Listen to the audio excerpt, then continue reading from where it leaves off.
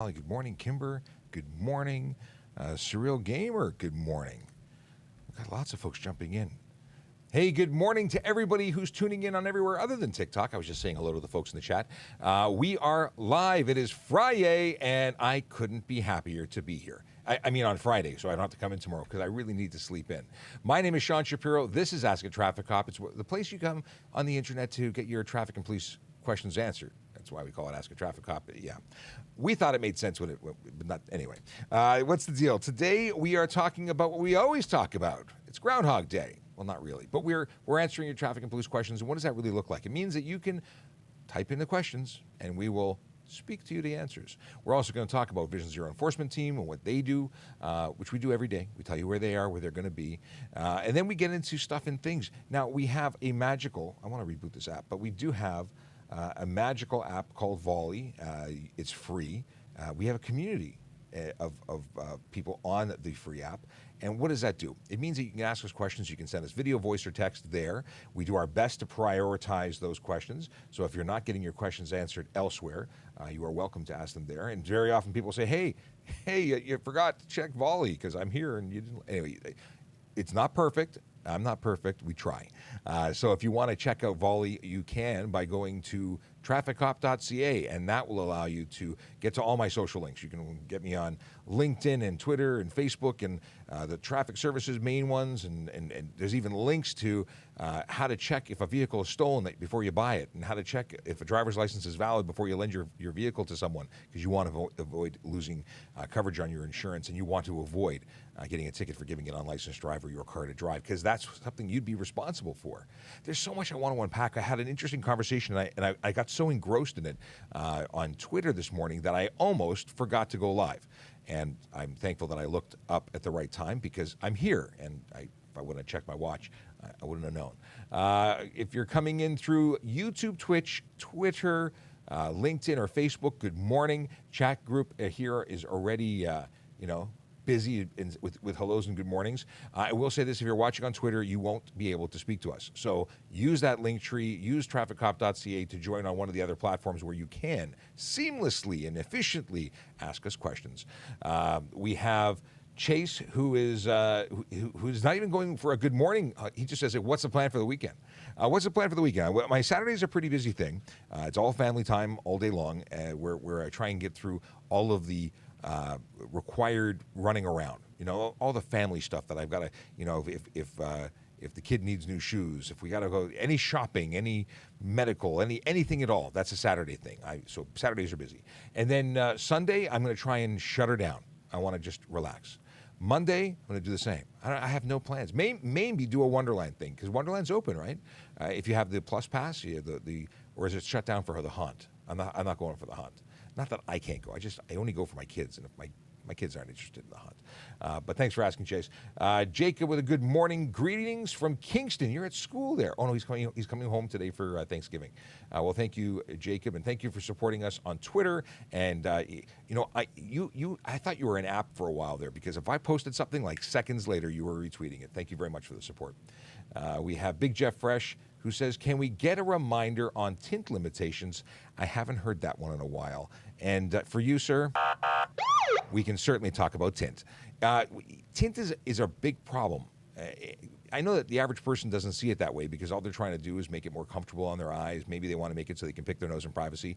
But at the end of the day, it really is a problem for many police officers and members of the public who can't make that eye contact that's so important when they're crossing the street or engaging, or in terms of the video that I meant to stitch yesterday, but we'll stitch today, where a child was driving a car, at least a child was not in a child restraint, standing on the driver's lap playing with the steering wheel. This was a diapered kid. Now, I can't identify the driver right now because, well, they had tinted windows. I could just make out what was going on the inside. In any case, tinted windows bad. At least when they obscure the interior so much so that I can't identify who's driving. That's one of the issues behind tinted windows. Now, there are safety requirements. To be on the road, you must be able to clearly see out of the vehicle as much as you must be able to see in it. And there is a maximum permissible, which is 30% light blockage. It means 70% of the light must get out or through the glass. I got to be able to see 70% of the light making its way through. Now, you can't have any tint on the front windshield, save and except for vehicles manufactured before 2017. they can have a 3-inch or 75 millimeter, same thing, tint strip across the top. That's it. It's from the top of the window down to the PS1 line, or 3 inches, whichever happens first. And then the windows to the rear of the driver, right behind the driver, rear passenger or rear window or cargo area, can be as dark as you want. You could paint it with opaque. You could make it polka dot and purple with your favorite paint. Doesn't matter. It doesn't need to be viewable or transparent, as long as you have a clear view to the rear of the vehicle by way of a mirror or the Act says mirror. I'm going to say that it's going to be updated soon, because technology in vehicles are being rolled out with video cameras as alternatives. So I imagine that that would still cover it. I certainly wouldn't give you a hard time if you had video alternative, as long as it was functioning. I like this bubbly stuff. I say bubbly not because the name of the product is bubbly. It's really bubbly. There's a lot of bubbles. You'd think they came up with the name based on how bubbly the water was. We don't get sponsored. I just happen to be thirsty. Okay, let's start with Vision Zero Enforcement Team. What is going on with them? Well, they are a team of officers who are going around the city trying to change driver behavior one ticket at a time. They issue tickets, not hugs. If you don't want to meet them, don't break the law, because it's probably not going to be pleasant. I mean, they're very friendly, but they still issue the ticket. And good on them for doing that, because they're trying to change your behavior. If you get the bad ticket, it makes your insurance go up, it makes you unhappy, and maybe when you're speeding next time, you have an aha moment and say, maybe I should slow down.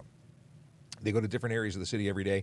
Today, they are focused on 52 Division and 55 Division, which doesn't mean a lot to a lot of people, but the neighborhoods in those who have real people who live and work there, they play there, they educate there, they are educated there. Yeah. The people who live and spend time in those areas, they want to be safe, whether they're driving, walking, or riding. So what does that mean? The communities of Kensington, Chinatown, Bay Street Corridor, the beaches, Riverdale, Danforth, East York, those are neighborhoods that today have the benefit of the Vision Zero Enforcement Team, and I know they are happy that you are there, although the people driving through and breaking the law may not be so happy. Just saying. Okay, moving on. Let's see that. We talked about this, we talked about that, we got an LOL. Stephen Bell says, hi, good morning. How are you today? And I know you won't be live on Monday, so have a happy Thanksgiving. Yes, a happy Thanksgiving to all, whether you celebrate or not. I hope that you have a great time with friends and family this weekend. That's certainly the goal of any long weekend for me, or any weekend, or any time I'm not at work. But I love it when there's a little bit of an extra. Now, Leo wife, my wife is in the chat, and good morning to you. I love you. She feels awkward when I say I love you on the air. No, she doesn't. Okay. What is going on? Let's go into some chat and see what's going on here. I just relaunched the Q&A, and I see that there's some possibly unread messages. Yes, Jay says, good morning, Mr. Shapiro. How are you doing today? I am doing well, thank you, thank you. And, this is true. I've been called out. Jay says, that's not the tint button. That one is. Before I use the siren, that's not my normal tint button. Listen, I was changing it up, but you know what? Good on you for paying attention. All right, let's look in here. Veronica says, hi. Hi, Veronica. Supercars get tickets for unnecessary loud noise, while bikers shake the whole city without problems. Untrue. Anyone making unnecessary noise get tickets for unnecessary noise, especially non-supercar cars that tend to modify their exhaust with tin can ridiculousness. Listen, a supercar, a 12-cylinder motor vehicle that is majestic. I love cars. Traffic people tend to love cars. If you have an amazing machine that has got a slightly throatier 12-cylinder engine with a free-breathing exhaust, as long as it's legal and your driving behavior isn't stupid, then you're probably not going to get a ticket, because you can have a vehicle that from the factory is quiet, a sewing machine, a Honda Civic. No offense to Honda Civics, but it's a quiet vehicle. But if you rev that up to redline and you gun it around, that's unnecessary noise, because it is. Now, Harley riders, they have stock exhaust. They don't make that much noise. And if you're driving like a weenie revving everywhere, you're probably getting a ticket for unnecessary noise. You see where I'm going here? It's not just equipment, it's also behavior. If you choose to drive in a manner that annoys everybody, guess what? It's actually against the law to do that. Not specifically annoying, but the creation of unnecessary noise. And it could be by way of defect from an issue with your vehicle's not working properly. It's defective. It's got a hole in the muffler. It could be because you've modified it. It could be because of behavior. It could be because your stereo is too loud. It could be because you are choosing to do silly things. Behavior. All right. I'm going to press a button now and see what happens. And even though I did what I was supposed to do. I filled out the form, and TikTok has not honored me with my Q&A. Does anyone have you been to a live in the last 6 months that has Q&A functionality? I want to know. because I've not seen it, and it's gone from all of my stuff. 613 Ottawa says, good morning, cool program. Thank you very much, 613 Ottawa. We think we're pretty cool. Even if not everyone thinks we're good, but we have a lot of fun. This is all about educating you, our viewers, our friends, the people who join us every day. Is it Scotty? Scotty wants to know, do you think other countries' police should be in our country policing? That's an interesting question. I've heard the news. I don't know any details as to what they're doing, but obviously someone from outside here should not have any authority unless they're given authority, and I don't know what the status is of that. But I see lots of questions about Chinese police stations. I don't have enough information to make any comment other than what I just gave you. Should it be illegal to drive in a passing lane? Well, what is a passing lane? Because they're all lanes and they all have the same speed limit. So if you're driving in the passing lane, which is any lane, no, let me rephrase. If you're driving in lane 1, 2, or 3, because that's actually what they're called, they start from the center and move on out to the outside, and the farther from the center you go, the higher the number it is. If there's 6 lanes, it's 1 through 6. But none of them are the passing lane. Now, there may be signage that says slower moving traffic, keep right. There is a sign like that. And obviously, we want people to move to the right if they're going slower. But we also don't want anyone to speed. So if you want people to not drive in the passing lane, what speed are you going that you are worried about them being in front of you? See, if the speed limit's 100, then if we're all going 100, then we're all going the maximum speed that we're permitted to go. And it shouldn't matter what lane you're in because you can't go any faster even to pass. I'm waiting. Okay.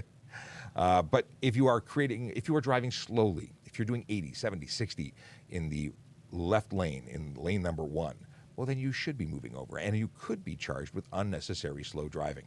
And it really depends on what the officer who's making observations observes. Funny how that works. Okay. What's your opinion on Ottawa coming for their gun buyback? We're not a gun channel, but I don't know. I don't know if they've passed anything or not, so I can't really comment on it. I'm not up on that. I am up on stuff about traffic and general stuff, but that's a little too new for me. I know there was a meeting recently. I have been following from a distance, but I don't know what the most recent announcements are. If you wrap your car, can a cop give you a ticket if you never notify your insurance? Not for not notifying your insurance, but for not notifying the Ministry of Transportation. Yes, you must notify within 6 days of a change of color of your motor vehicle, the change of color.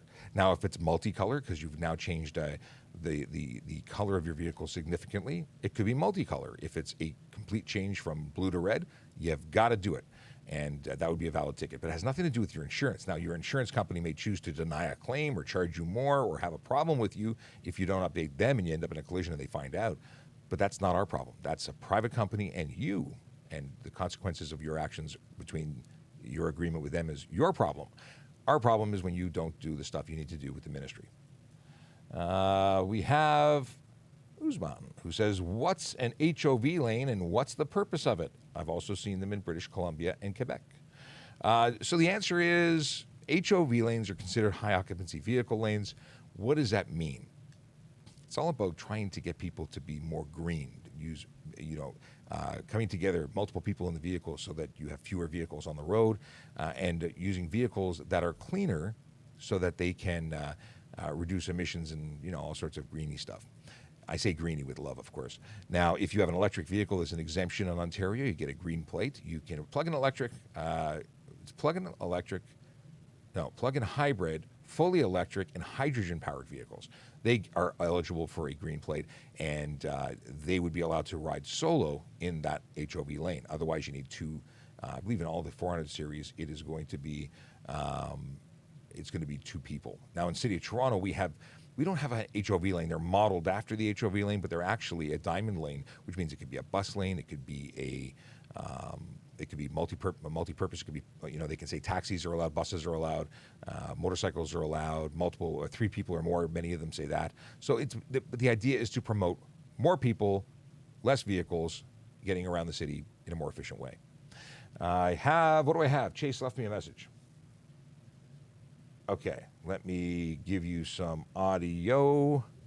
I'm going to see. By the way, am I loud enough? Do I need to be louder? I just pumped up my volume up. Pumped up the volume. Pump up. Okay, here we go. So the light duty passenger motor vehicle inspection guide says you have to reject a vehicle if there's any aftermarket windshield tint and it's manufactured after 2017. So does that mean if your vehicle is 2017 or newer and it has an OEM applied windshield tint strip at the top, that it's legal? Because that's not aftermarket at that point. Okay, so a good question, and I like the fact that you are looking at the guide of guides.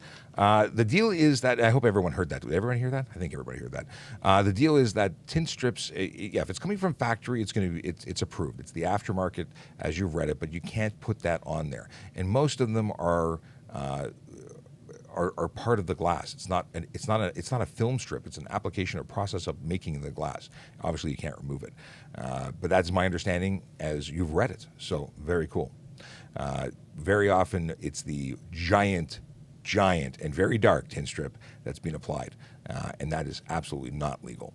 The bigger problem, though, is when people are putting on full-on tint across the entire front windshield. That is a huge issue, and an issue that would result in the entire vehicle being taken off the road by way of removing your license plates, and you then need to get a safety and reapply. Did you know that your mechanic is supposed to check for tint when they safety your vehicle? Did you know that? They have a tint meter. It's required for them to have. And when they get a ministry check, they come to see the little machine that they may or may not have ever used. Just saying. Okay. You should put a link to the PDF of the Ontario Traffic Act to your link tree. That'd be a heck of a download, but I will put an HTA link. I think that's a good idea. Okay. What do we have this? Oh, really? So Rob Baker says my volume is too low. Now, tell me, is this much better? Maybe I need to be much higher. If this is better, let me know. Okay. Hi, Nerd Dad. It was lovely watching your podcast with Sean the other day. Oh, Nerd Dad's here. Hey. Nerd, if you have missed the Nerd Dad podcast, you really are missing out. Oh, I just realized that my headset volume was way loud, but my, okay, this is so much better. Okay, back to my statement about the Nerd Dad. If you missed the Nerd Dad, you missed out. We had a great episode. And check out that Nerd Dad. The podcast is available wherever podcasts are available. I listened to myself on the podcast through Apple's podcast app because I'm an Apple fan guy. And the deal is that you can watch it anywhere you want. I think it's on Spotify and all the other places, but you can also watch it on YouTube. And then you get the benefit of seeing photos as he compares me to his father. That was the big question. We opened up with, "Are you my dad?" And you know what? I laughed a lot. I had a really good time. Really good time. Okay. So we'll have to do that again. And thanks for dropping by the live. Let's see here. Oh, sure. Now he's talking to my wife. Okay. Chase says Sergeant Campbell today. He's here. I don't know if he's coming. Usually he will have pulled up a chair by now, but we'll see. Well, fingers crossed that in 10 minutes or so he might be busy or finished being busy. Zero wants to know, how would you feel if Toronto switched to unarmed policing similar to the UK? Do you think it would work in Canada? So we had this question yesterday. I don't know if it was you or if it was someone else who asked it, but it was asked. The answer is that there's a lot of policing that requires firearms. Just is for officer safety. When bad or I don't want to say they're bad people just because they're criminals with guns. They're criminals with guns. We won't say they're bad or good. You know, I don't want to label anybody. But anyway, yeah, guns are an important part of policing. I don't think it works without it. And the UK doesn't work without it. They have special constables. We have special constables. Both special constables don't have firearms, but there's police officers that do. And they have gun units, tactical units that are roving, and they have lots of them. But there's a very different presence there. You have officers in the UK standing with firearms slung at street corners and major squares. We don't really have that. We have long guns, but I don't generally see patrol officers walking around with them. In any case, I don't think it works to take them away. There's far too many people with weapons. And if you look at specifically with the UK, they have an incredibly high number of knife offenses. I didn't realize, but I recently met an officer who was visiting from England, and he was telling me about it. And I have, what is that? Oh, it's on my shirt. What is that?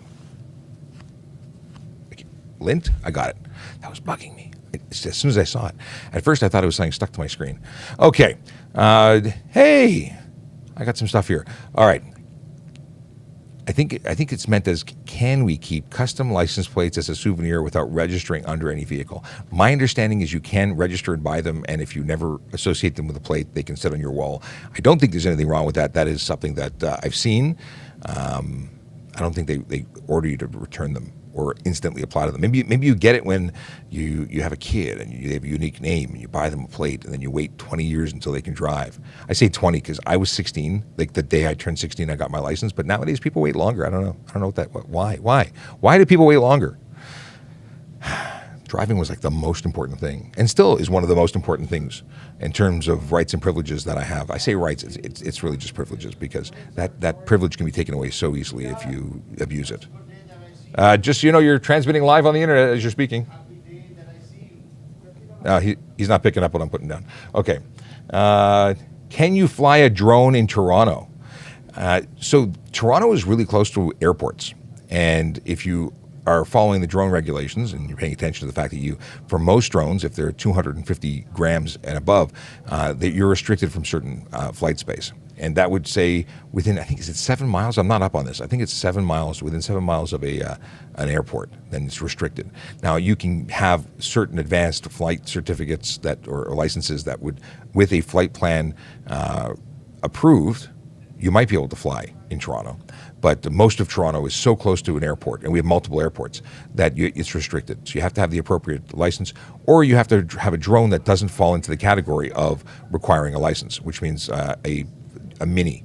A DJI Mini would be under the 250, it's 249 grams, and as long as it's under that threshold, you can actually fly it just about anywhere, as long as you follow some pretty simple advice, which is don't do something stupid, because you are still covered under a law that says you can't fly in a way that would be hazardous to people or things or stuff.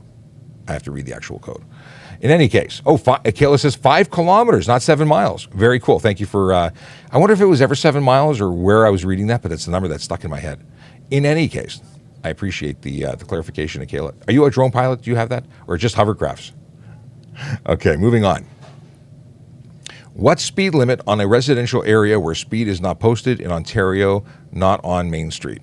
Generally speaking, when you enter a jurisdiction, it's going to post what your standards are. Forever and a day, it was 50 and 80. If it was an unposted city street, it was 50. If it was an unposted highway, it was 80. But we have entire areas that have no signs inside, but when you enter the area, it says 30 kilometers an hour. So as you enter, you'll have some indication, usually. Akela says for altitude of 400 feet. That is the maximum flight height for any drone, or what's the story? We're gonna have to have a whole sidebar about drones. Maybe we'll do a drone episode. I recently got a DJI Mini 3 Pro, and I should get it back from repair next week. It's a separate story. That'll be on VoiceOver Cup, because it's not. It lasted a week until I had to get it repaired. Some people have drones that last a lifetime and that never need repair, but no. Yeah, story to follow. Okay. What is this? Is it legal to turn left where the dedicated turn lane isn't on, but rest of light is green? Is it legal to turn left when the dedicated? Yeah, it becomes a regular. Unless there's a red light there that's telling you can't, then I'm going to assume that the dedicated turn lane. Interesting. I don't know the intersection we're talking about, and I don't want to give you bad advice. But my interpretation is if the dedicated lane light is not operational, but the main light is going, then you would be going based on that main light. But it depends on the way that the intersection is designed. An advanced green turns off, and then you simply operate based on the main green. But tell me more. I want to know more. I don't want to give you bad advice. Is it true you have a DUI if you... is it true that you have a DUI, you can't enter Canada? The government can reject you based on criminal charges, and DUI is a criminal charge. So that's up to the border as to whether or not they accept you. And the same thing is going to the United States. They can turn you away for any criminal charge. Similar to most cities in British Columbia, is it illegal to block an intersection in Toronto? Like park in the middle of it? Yeah, you have to clear an intersection. That's your responsibility. If you enter the intersection, it's your responsibility to clear it. If you fail to clear an intersection, guess what? It's a charge. And we used to do a lot of that in the downtown grid. So you don't want to enter the intersection unless you know you can get through. And I have had some recently, even because of some unforeseen changes where someone you're going, there's lots of room at flow of traffic, and suddenly it stops because somebody in front decided to let off a passenger in front of a subway station where there's no standing, no stopping. Just saying, not that I was really upset. Okay, I was really upset because I don't want to block traffic. You trigger all sorts of issues when you block an intersection. So yeah, it's not legal. Can a G driver drink one beer and drive? Depends on their age. A G driver who is under the age of 22 cannot have any alcohol in their blood, so that would be no beer. Now, if you have alcohol in your system and you are 22 and above, with no conditions saying you can't have alcohol, because that's what happens when you're 22 with a full G, then it's foreseeable. You could have a beer, not while driving, of course, but you can have no more than 0.049 BAC, because if you hit 0.05, you will get a 3-day suspension for your first suspension for a warn. If you're stopped and checked, obviously. If you get a second, I believe it's 7 days a second time within 10 years. Anyway, you can't have over 0.05. That would be a suspension. 0.08 and above is going to be a criminal charge. Let's see here. If my license is suspended, but I haven't received the suspension letter yet, can I give what? If my license is suspended, but I haven't received the suspension letter yet, can I give my G test? No. You're suspended even if you haven't received the letter in the mail. If you know that you're suspended, you are suspended. A verbal notification, a written notification, mail. How would you know you're suspended if you haven't received the mail? So if you show up there, they're going to likely want to check to see if your license is valid, and they wouldn't let you go. I assume they wouldn't let you go. Now, if you have not received notice and you have no idea that it's suspended, then you probably wouldn't ask this question. But let's say you were just that person. You've not received notification. You have no idea why you'd be suspended. There's no reason to think you're going to be suspended. Then you wouldn't know, so you wouldn't be asking this question. We've gone all the way around the mulberry bush, and we're back to the beginning. But if you know you're suspended, don't drive, because the charge is going to hurt a lot. And I can't imagine them letting you test. Anyway, let me kind of refresh here. Chase is sending a volley. See, I was ahead of his. I'm so ahead of the curve here, waiting for it to actually download. What do we have here? Is it legal to drive while wearing my giant inflatable dinosaur costume? On a private track, I'd like to see that, if it could be done safely, because I think that'd be pretty funny. But safely, I got to tell you, that's not safe. It obscures your vision, your driver's view. It would be careless driving or view obstructed. So it would be illegal. Funny, not safe, not legal. Okay. Age limit on kids sitting well in front seat. Sitting well in? Okay, seating position is not, for children anyway, is not a legal requirement. They can sit in any seat, but there are recommendations based on safety as to where they should actually be. And they should be in the back seat until they're 14 years old. Now, for people who have no back seat because they have a two-door vehicle, well, obviously that's not an option. So as far away from the airbags as possible, and if you can disable the airbag on the side that they're on, that is all the better. Now, that's for children in car seats. If you're talking about children who are not in car seats or restraints, boosters and whatnot, still far away from the airbag, because smaller people can be seriously injured when the airbag deploys at like 200 miles per hour. Excuse me. And then what else? To sit without a seatbelt. Sorry, without a seatbelt, don't even go there. That's illegal. Sit without a seat restraint system like a car seat or a booster. Then they have to be 8 years old, 80 pounds, or 4'9" in height. And then they can sit with a proper seatbelt on the seat itself. And then again, location doesn't matter. Now, I will say this. If you have a G1, obviously the child can't be in the front, because your supervising driver is the only person who's allowed to be in the front. Q says, good morning. Good morning to you, Q. And what is this? Quebec license is suspended. If I want to transfer to Ontario, will it also be suspended? I don't know, but I assume so, because why on earth would we give you a license if your current status is that of someone who's suspended? So I'm just going to take a flyer and guess that that's the answer. Are people allowed to cycle on public roads while intoxicated? Well, public drunkenness is a problem, and I will tell you that recent decisions in the court where they found a boater, a canoer, a patron of the canoeing arts.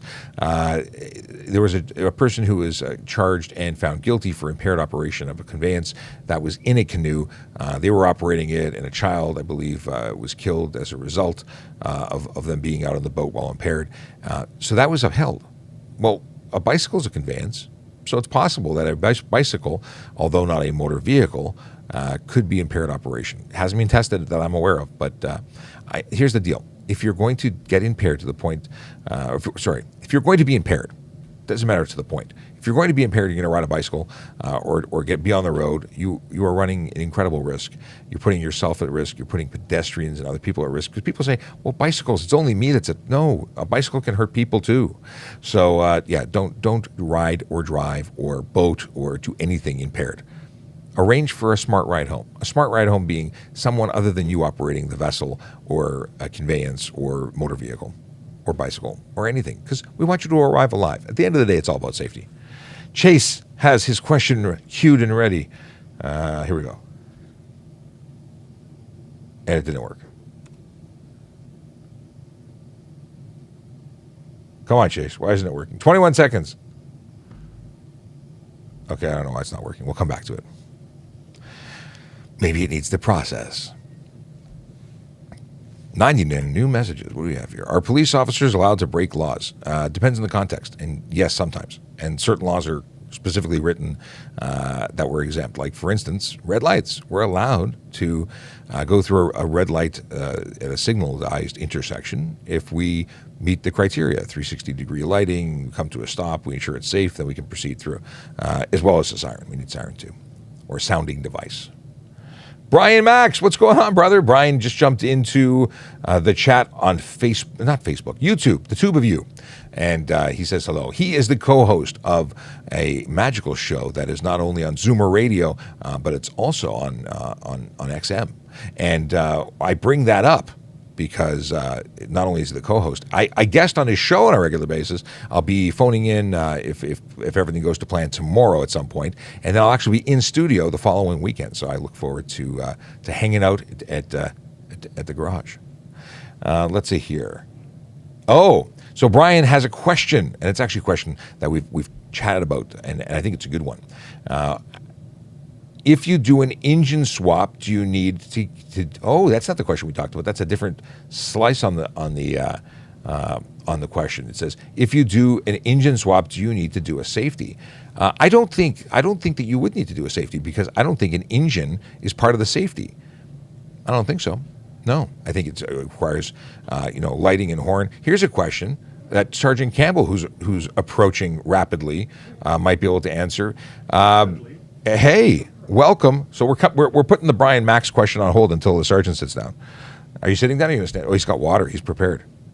Let me know when you're no longer mobile, and I will give you micage. I am here. He is the here. Hello. Good morning. Good morning. How are you? It's good. People have been asking about you, mostly Chase. Asking about me? There was questions. Are you showing up? And there was questions. I have to scroll back to see what his question was. What was it? Oh, so here. Let's start with the one we were on. And then we'll backtrack to Chase and give him all the attention he deserves. And that is, I was talking to Brian Max, who's the co-host of Dave's Corner Garage on Zoomer and XM, and we were talking about a friend of his who recently did, or is planning to do, one or the other, an engine swap on a vehicle. He was taking a naturally aspirated four-cylinder engine and going to swap it with a turbocharged version of the same engine. Instead of basically putting the turbochargers on, he was just doing a full engine swap. So nothing wrong with that I can see. But the question is, do you have to get it safetied again once you put a new engine in? If it's already registered? No, you don't. You have to notify if there are any major modifications done, changes in the number of cylinders. Adding a new engine or adding a turbocharger, no, you don't have to. I didn't think so, but I'm glad that you were here for us to go in deeper and discuss that. So, Brian, there you go. Answer to your questions. Again, I'll be on the show tomorrow at some point between 10 and 11, because that's when the show airs, and I'll be in studio the following weekend. I'm looking forward to it. And yes, it will be good times. Let's see if... so going back to Chase's original question, he states that, or actually, he even clipped the light vehicle, or was it the light truck and passenger vehicle guide, talking about tint, and he states, or it states, regarding tinting, that for any vehicle manufactured on or after January 1st, 2017, any aftermarket window tint applied to the windshield will cause it to be rejected from safety, which is interesting because we don't usually talk about aftermarket versus factory. And he brings up an interesting perspective that if the vehicle was factory approved the way it was with some level of tint strip to the top, would it then be legal? Or is that somehow not legal? So if it has passed Transport Canada's approval for 2017 vehicles, then it would be legal. But I, being the pound officer, I have an opportunity to have a look at an awful lot of cars. And, you know, I'm kind of a car guy anyways. I own a vehicle that is manufactured in 2017. That's my daily driver. And the vehicles that are exactly the same manufactured in 2016 actually do have a sun strip across the top of the windshield. Mine did not come with it, and any subsequent one didn't come with it. I've noticed it. Interesting. So they have made changes. Good to know. So I don't know if any of them are legal now. Well, I imagine then if it did happen to come with it, then it probably wouldn't be an issue based on the wording that I'm seeing. But the fact is, it's probably not coming out that way. It's probably not being shipped as much. I'm not seeing them. I think manufacturers have changed to be compliant with it. So. It makes sense, and that's probably why the date was the date that was issued. You know, in terms of why it's that date. But maybe it was a vehicle that was manufactured and imported from another jurisdiction where it is legal. I just don't know. I don't know. Maybe it was born in the States, lived there for a while, and then was, you know, transferred. Yeah, but once it's transferred, it has to comply. It has to go through RIV, which is the Registrar of Imported Vehicles, and it actually has to get a safety done at a specialized shop, not just any regular safety shop. That's cool. I love this stuff. I love these conversations. I am a traffic geek. My name is Sean Shapiro. I'm also a police constable with the Toronto Police Service. Joining me off camera, but on the mic, is Sergeant Murray Campbell. He is the Pound Sergeant, a media relations officer / sergeant, man of many talents. We geek out here Monday to Friday from 10 to 11, so thanks for joining us. If you don't follow us, please do, because we want you to be notified when we go live again. If you don't actually, whether you follow us or not, if you're watching and you know somebody that would like this kind of content, please share it with them. You know, if you're watching on Twitter, retweet if you are and comment and engage. Mind you, the comments don't get to us. Make sure you go to another platform so you can actually engage in conversation. But wherever you're watching, share it, like it, subscribe, because we'd love to talk to you another time. And we do this again all the time. We won't be here Monday because it's a long weekend, but we will be back on Tuesday. Chase had another question, and it wasn't loading, but it is loading now, and let's hear it. So I've had it happen where I've turned onto a residential street and there's no posted speed limit sign immediately. So then I go 40 and the HTA says like 50 kilometers an hour if it's not posted. But what if it's like, turns out to be 30 kilometers an hour in that residential zone and you get charged for like 10, 20 over? Could that be like dropped, or what does that mean? So, you know, it's interesting that you said this. So if you're in an area that's 30, there had to have been some notification as you enter that area that it's 30. They can't just say it's 50, but there's no sign, and now it's 30. Signage is important. So if you were to be stopped and you were positive that there was nothing, maybe retrace your steps as you enter the area, and more than likely you entered that area passing a sign that's declaring what that speed limit actually is. I find it hard or unlikely that there would be no signage to dictate that. And if a police officer is going to lay a charge, we're checking the signs before we are doing enforcement in that area. Sean, you're going to see an awful lot of municipalities, Toronto included, when you enter the municipality, there will be actually a sign saying all roads are 50 kilometers an hour unless signed otherwise. And that's exactly what happens when you cross Steeles on any of the major streets. There's a big welcome to Toronto. The population is this, and here's the speed limits that are inside the city of Toronto. And it really is an announcement that you ought to have seen whether you paid attention to it or not, and that dictates the speed when unsigned. So absolutely.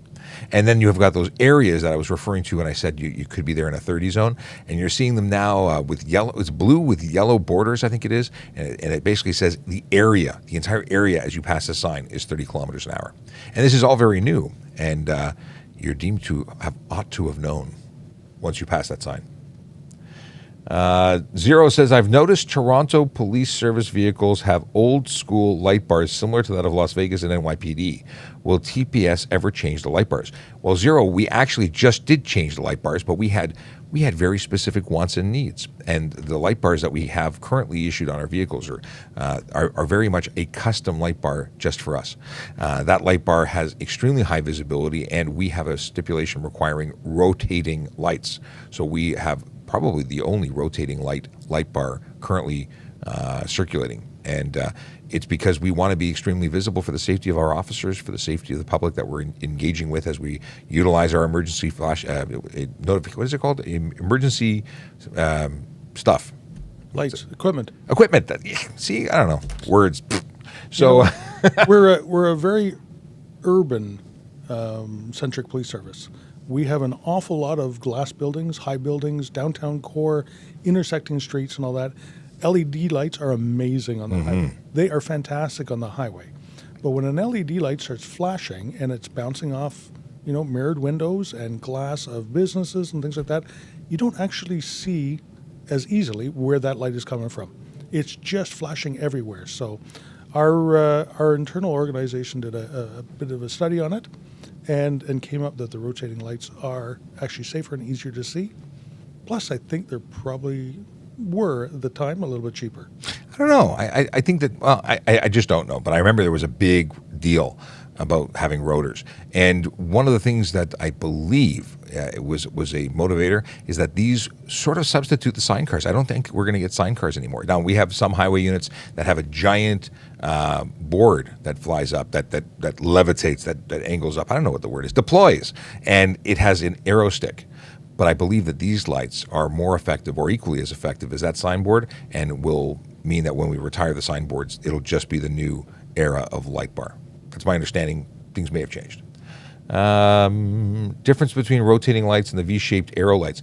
V-shaped arrow lights, I think those have not done very well. The ones like the NYPD had, I don't think they're going to continue using them because I think they have issues. I think they look really cool, though, in terms of them sitting, whether they're on or off. The V-shaped one is funky. I know that when I was in Florida, many of the blue and red flashing lights at a distance, because they were very low profile, looked purple. So I think that having the taller profile also makes a difference there. Andrew, is it Rodionov? Says, hey, Sean, loving the new TPS chargers. Are they only used on traffic freeway enforcement? No, I think they're used primarily by our Vision Zero enforcement team, but I don't know if there's any restriction as to where they're used. I think they're all over the place. No, I think we have them for our highway cars as well. Is it specifically? Okay, Yep. Good to know. Yeah. I have not even tried to sit in one. I was offered the opportunity. I'm like, it looks like work to get in that. It's too low. Give me a truck. I'll get into it in a second. But a car, yeah, my back. Let's see here. Oh, a bunch of stuff has come in here. But before, while I'm reading those, I'll read this one because it's shorter. My is M1 expiry extended to December 2022. If your learner's permit, whether it be M1, M2, G1, G2, if it expired any time from March 2020 onward, it is going to be good until the end of December this year, December 31st, 2022. That's when it's finally done. So if you are going to move to the next level, take a test, make sure it happens. Otherwise, it will be expired. You'll have to start whatever process to get it again. Let's see here. Moving, I have to scroll back. Oh, and what is this? I saw someone wearing AirPods while driving. Is that legal? So yes, it is. In Ontario, it is. It's not legal elsewhere. Other provinces do not allow you to block your ears in any way, shape, or form, or some jurisdictions say one ear only. And the deal is that it may not be the safest option if you are hearing abled, but it is legal to cover both ears. And hearing isn't a requirement of driving. You can be deaf and drive a motor vehicle in Ontario. But I personally like being able to hear screeching tires. I call it a clue, early warning. That revving of an engine to say someone's doing something aggressively beside me. I really do appreciate that. And noise-canceling headphones or earplugs will reduce your ability to hear that. But when I rode motorcycle, even with the motorcycle unit, we were wearing earplugs because we were getting so much wind noise. We were actually generating hearing loss. So it depends. But you know what? A low volume with pass-through, it's not the end of the world, I don't think. What do you think, Sarge?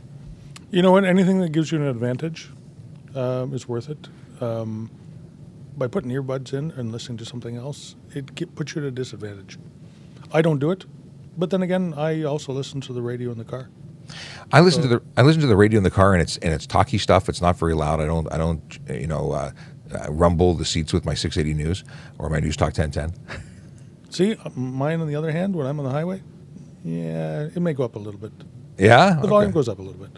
Well, I have automatically it goes up based on my speed, but it's still manageable. In fact, but I have to turn down the volume to find things. So So do I. That just comes with age. apparently, and the best is that one of my daughters will sing one song, the other daughter will sing the other song. Neither of them are listening to the stereo. They're both singing their own tunes, and then I'm trying to concentrate on driving and what's going on. And sometimes I just want to scream, but no, it's fine. Fine. No, really, the therapy's working great. So where does the money go from speeding tickets? It goes to the province, as far as I know. So that changed. Did it really? That changed when we got our own city courts. So courts used to be run by the province. The Attorney General's office would receive all the money, and it would be dispersed by them. When road responsibility changed, the City of Toronto now takes a portion of that revenue that comes in from tickets. Okay. The Toronto Police doesn't get any of it. Now, additionally, on top of that, there's a provincial victim surcharge that goes on traffic tickets. And that goes into a fund to assist. You can apply for it if you are injured in collisions or you're a victim of a crime. Mm-hmm. That's something that confuses a lot of people, and many people don't know that exists and that they have to apply for it if they want it. Because there's an application process, and if you don't apply, you don't get. So if you should Google that. If you're the victim of crime, you might want to look into that. In any case, here's an unrelated question from Zero, who I think is the first time we've heard from you, but thank you for being so active today. An unrelated question, and it is actually no, it was he wanted to know what the TPS duty sidearm was, and is it the standard sidearm for all Canadian officers? So we carry a 40 caliber Glock, and that's what we carry. Now, different services may choose different sidearms. For the longest time, OPP carried SIGs. Now they carry Glocks. So I think it's probably the most popular in the GTA, if not Ontario. But different services do carry different firearms. Who carried SIGs? No, not SIGs. Smith & Wesson were carried by RCMP also. So the Police Services Act mandated the firearms that we carry had to be a certain caliber. So 9mm and 40 caliber, and I think that came in probably in the mid-90s when we transitioned out of carrying revolvers. You won't remember that, but I carried a revolver, but I carried it when I worked for Brinks. Yeah, so yes, we're mandated what we have to carry. It's a tested firearm that works well. I must say that I used to shoot competitively using my Glock, and a different Glock, not my work Glock, but I really like Glock. It's not the scalpel of firearms, but it is a reliable one. In any case, yeah. What's a law everyone thinks is a law but isn't? Oh, barefoot driving, and well, I'll go with one. Barefoot driving. That's one of the most popular things that people think is a law that isn't. Well, we talked about earphones. There's another one. Yep. And there's another one. Driving with the interior light on. I grew up under the fear of being pulled over if I had to look for something or look at something or turn the light on for any reason because my mom told me, turn it off. The police will pull us over. Any others? I'm trying to think. While you think, I will look at the next question. All right. We talked about this one already, but I'll ask you the question. Is it illegal to drive with a giant inflatable dinosaur costume on? If it does not block your view or inhibit you from operating the car safely, then no. You can look as silly as you want. But the inflatable ones cover the face, and you're actually set back behind the plastic window, and I think it would be an issue. But, as you said, if it doesn't cause an issue, then it wouldn't be. All right, Sean, thought of one? Changing lanes within an intersection. Yes. I grew up thinking that was illegal, and it is not. It is unwise. It is not recommended. It is a higher risk, but it is not illegal. Of course, if you do it, you may in fact be responsible for what happens, or would be likely responsible for what happens next. Whether you jointly or entirely is up for determined on the situation. But, yeah, it's not illegal. And crossing a solid line in Ontario is not illegal. Many people believe that it is, and in other places it is. I remember when we first talked about it, it was a tweet, not a tweet, but a video on TikTok that went viral. And I had all sorts of stitches coming back going, what was it? My mama lied to me. It was people out of the States, losing it. But then again, in their areas, it may have been illegal. That nerd dad, he's here. He's still here.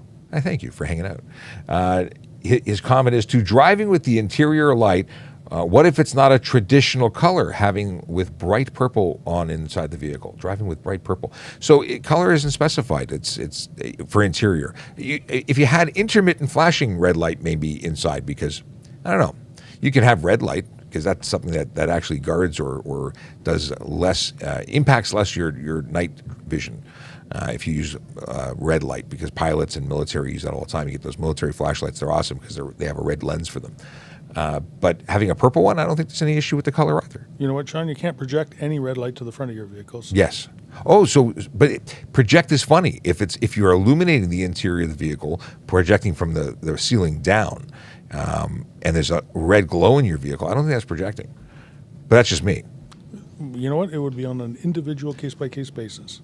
I agree. I saw a very well lit up dump truck today. Somebody took an awful lot of time and an awful lot of effort to put lights all over their dump truck. Most of them were yellow on the front, Okay. which was all right, except he had red lights going around the interior of the front window, projecting out like Christmas lights. And yeah, that would be a no-no. I don't know. I don't want to disagree. I question what projector is. Like if there's a projector bulb, which is actually throwing light in a particular direction, but if something is simply illuminated in the vicinity of, it could be an issue. It could confuse a driver. Yeah. No, this one looked specifically like Christmas lights. Oh, okay. Around the inside window. Yeah, not a good idea anyway. I understand, getting in the Christmas spirit, if that's what it was. Or chili lights. Have you seen the chili lights? No. It's like Christmas lights, but they're chilies. Anyway. Sounds hot. It sounds hot.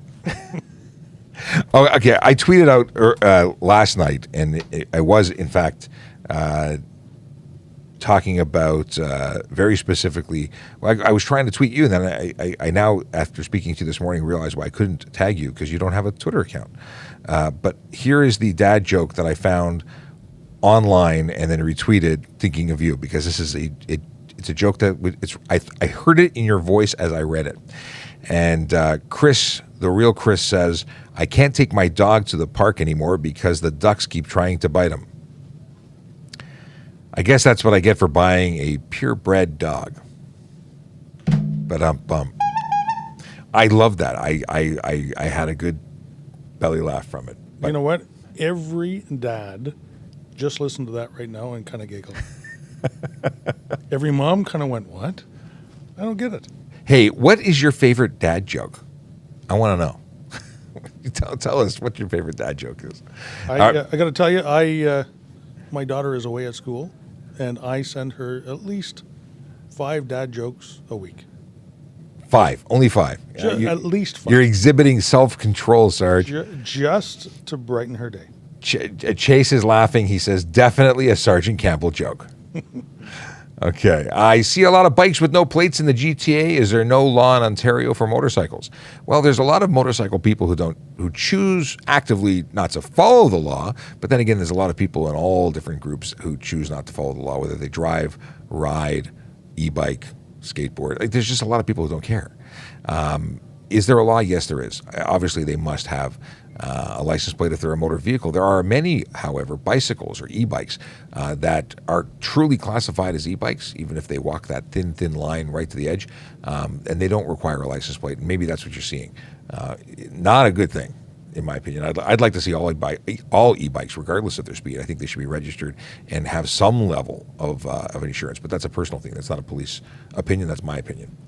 Nerd Dad says, Dad, I'm hungry. What do you call a moose with no... Big Jeff Rez.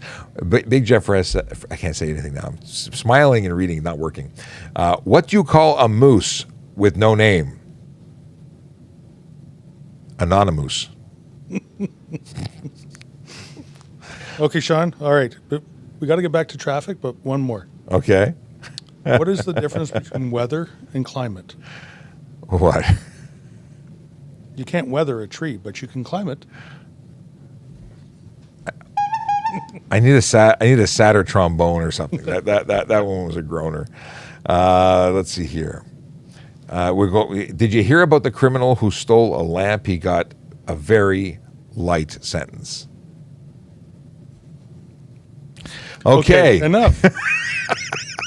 We'll have to do a segment every day of dad jokes because this is actually being a lot of. Maybe it's a FriYay thing. We'll do FriYay's dad jokes on FriYays. You know what? That sounds like a good idea. I like that. Okay. I got tears in my eyes. That's fantastic. The lamp. Okay. Let's see here. If an officer does not state why they pulled you over, does that invalidate the ticket that they issue? No. There's no requirement to state why. We do say why we pulled you over. But I don't know how we'd communicate without it, but it doesn't invalidate it if we don't state it. But it's going to be on the I'm confused by your question. So you must receive notice of your violation.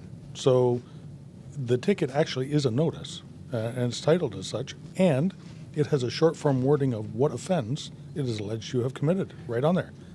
I'm trying to figure out how I would pull you over and not tell you what I was pulling you over for, and then issue a ticket without telling you why I pulled you over. I just can't imagine any way where I wouldn't. So as much as I say it's not required, I just don't understand how anyone would actually do it. Like if they were to mime asking you for the license and then I don't know. Does red light camera clicks image for cars on other side of road also? So oncoming traffic, I think it's one way, but you know what? Every jurisdiction is going to have different technology. I think we get vehicles from the rear, but I can't say for sure if it doesn't take pictures the other direction. Do you have any thoughts on that? I don't know. I know there are different devices used by different municipalities and cities. I don't know the capability.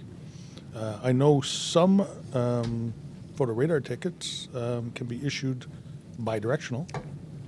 So coming towards the camera and leaving the camera. Makes sense. Yeah, so I think it all depends on the settings.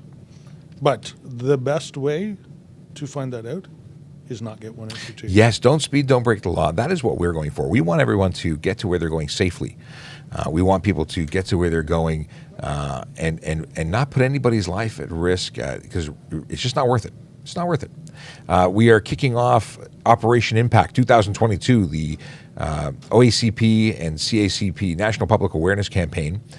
This is putting the brakes on bad driving behaviors. So we, of course, talk about this stuff all the time, not just when there's a campaign. We're always looking for the big four. That's people who speed, drive aggressively, drive distracted, drive impaired.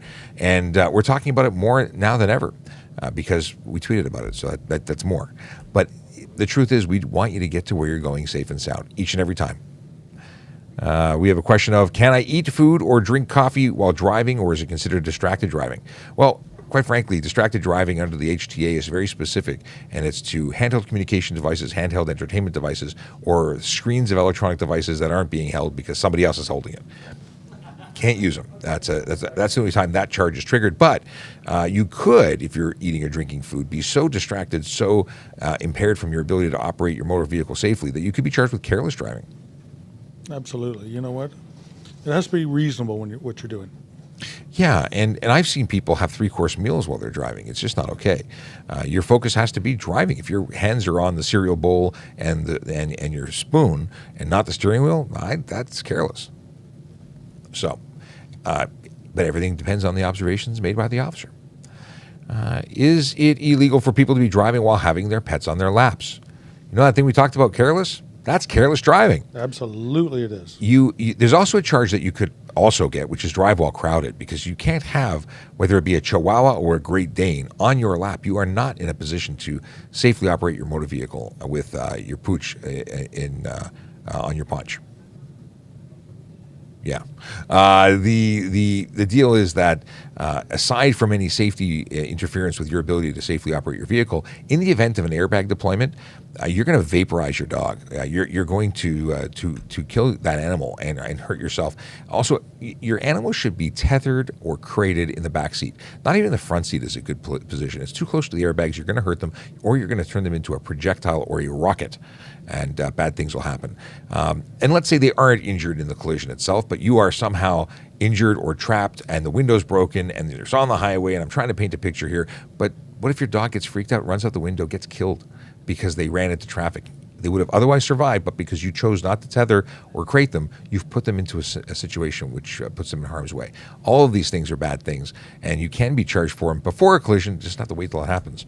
I would ticket anybody I saw in that particular situation. Absolutely, so would I. Also, because I love animals.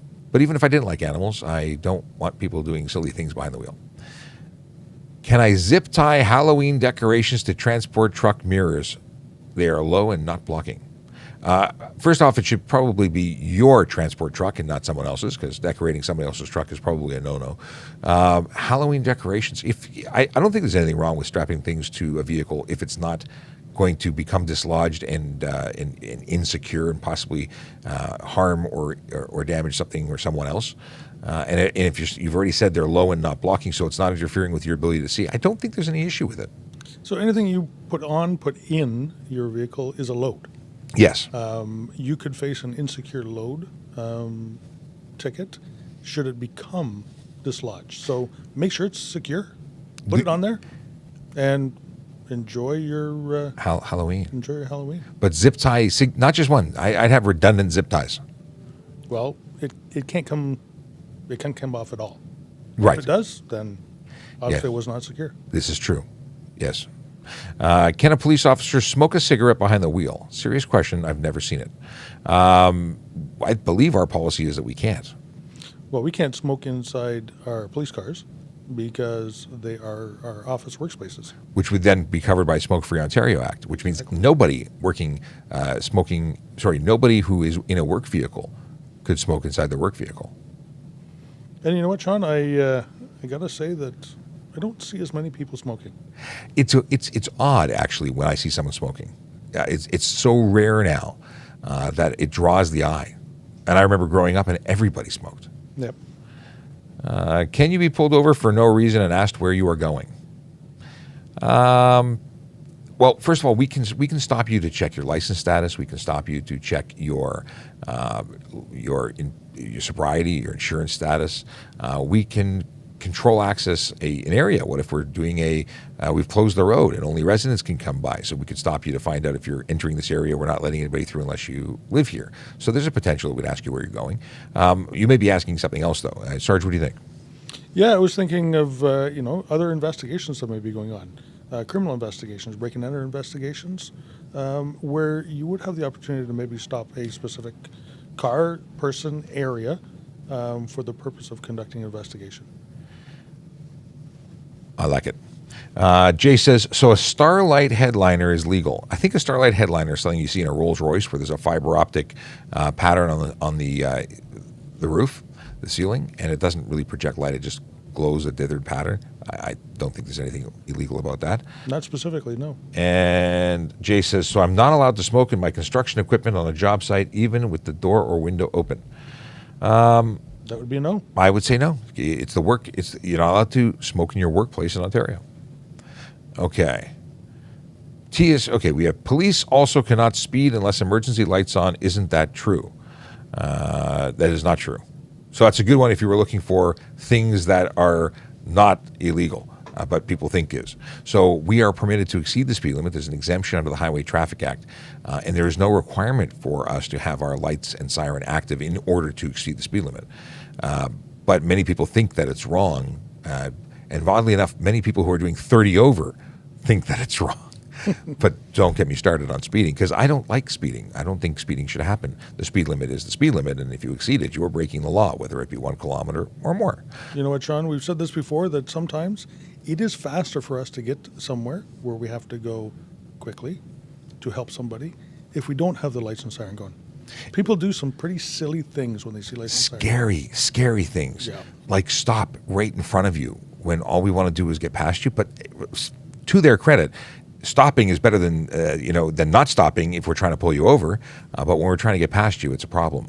You're required by law to pull over to the nearest curb or edge of roadway and come to a stop. That's the requirement. But so many people do everything but that. Absolutely. Yeah. Do silly things. Very scary. Let's see here. We have the last question, and then we say goodbye.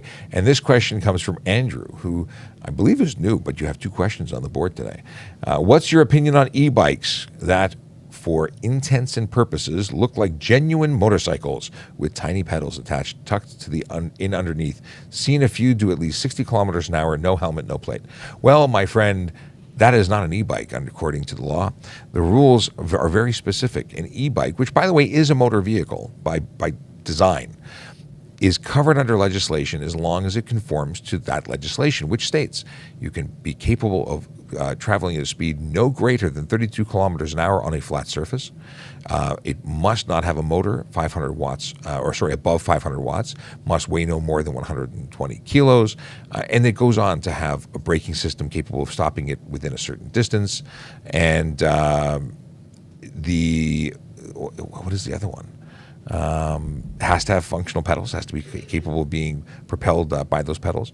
There's a bunch of things. And if it doesn't meet those, well, guess what? It's not an e-bike. It's not covered by that legislation. So if it does 33 kilometers an hour, you need license, ownership, and insurance. And the license, obviously, if you're not licensed, you get charged, I think it's $350 for drive no license. If you are driving without insurance, that comes with a first-time win of a range from $5,000 to $25,000 and up to 6 months in jail. That's for the first offense, by the way. And then, of course, not having a registered vehicle, I think is $110. Not displaying a plate, $110. It adds up. The kicker is you can't actually get it licensed even if you wanted to, because it doesn't meet the safety requirements or has not been qualified and issued a VIN number by Transport Canada. So those e-bikes that have been modified to go over 32 kilometers an hour are off-road, private property only. And yet we see them on the roads all the time. Sarge, was it you telling me that you heard or saw an e-bike doing 90 on the DVP? No, not me. Somebody told me yesterday they saw an e-bike doing a full tuck, just barely maintaining 90 kilometers an hour. That is absolutely a motorcycle. So Sean, there are electric motorcycles. Yes. And they are manufactured. Even Harley-Davidson has one. 100%. But that's a motorcycle, very clearly, and it's like a Tesla. I don't know why people think that a Tesla is a car, a motor vehicle, but an e-bike doing 60, 70, or 80 is not a motor vehicle. Like, why there's a difference. What these people are doing is getting away with, or trying to get away with, not paying license, ownership, and insurance, and still driving. Yep. And many of the people who are doing this are people who have lost their license due to impaired driving or any number of things like not paying fines. They can't renew their license, so rather than pay off the debts that they have, they find ways of circumventing. It's not lawful. It's not safe. And what happens to the people who get involved in collisions with these people? Well, they don't have any insurance. So what happens when they hit your car, or if you get into a collision and they get injured, whether it's your fault or theirs? Well, your insurance covers everything. Is that fair? I don't think so. I think they should be regulated. But again, that's my opinion and not that of anyone else's. Does distracted driving count as DUI? Apparently in Newfoundland, that is what the case is. That's not what it is in Ontario. Distracted driving using a cell phone is a level of impairment, but it doesn't meet the criminal requirements for impaired driving. I can't imagine, because the Criminal Code of Canada covers all impaired driving, I can't imagine that the Criminal Code is different in Newfoundland. Usman said it is, but I agree with you. Yeah. No, it wouldn't be a criminal impaired. It wouldn't be a criminal DUI, which is an American term anyways. But you may have penalties out there that are equal to. Well, DUI is specifically driving under the influence. Impairment, it is a level of impairment. Even being tired is a level of impairment, but it doesn't meet the requirements under law to be impaired driving, which is drugs or alcohol. Right. Yes. All right, with that is the show. And thank you for everyone who spent time with us and participated and made it interesting. And definitely thank you for the wonderful dad joke contributions. That really, really made my day. Happy FriYay to all. What do we play? Do we play the traffic song? Because it's FriYay. We didn't play it yesterday. Or do we just say high five, bye, and count down and say goodbye? I don't know. No, I think we need a traffic song. Okay, we'll but, do it. But you know what, Sean? I've been sitting here and I've been staring at the wall. And on our wall, we have this board that we put numbers on. We write numbers on when either you or I are right and correct somebody else. Yes. But I was looking at the board, actually. I was thinking, of all the inventions in the last 100 years, the dry erase board is definitely the most remarkable. And we close with a dad joke. We need a specific sound for dad jokes. All right. Have a wonderful weekend. It's a long weekend. We'll be back on Tuesday. If you drive sober. If you park legally. And if you party well safely and try not to fall down. Have a great weekend, everybody.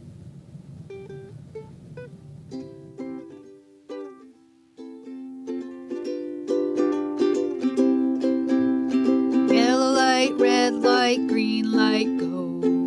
Driving safely helps the traffic flow. Watch for pedestrians, look out for bikes, and don't drive like a jerk that no one likes. Yellow light, red light, green light, go. Driving safely is the way to go. Put down your cell phone, nobody needs you to text and drive on the DVP. Yellow light, red light, green light, go. Stop at stop signs, look both ways, then go. Seatbelt, save your life indeed. And watch your driving, don't speed. Yellow light, red light, green light, go. Driving safely is the way to go. Don't drink and drive or smoke some weed, because you might go to jail and not get freed. Yellow light, red light, green light, go. Driving safely helps the traffic flow. All right. It is really, really over. I'll miss you. See you Tuesday. 10, 9, 8, 7, 6, 5, 4, 3, 2, 1.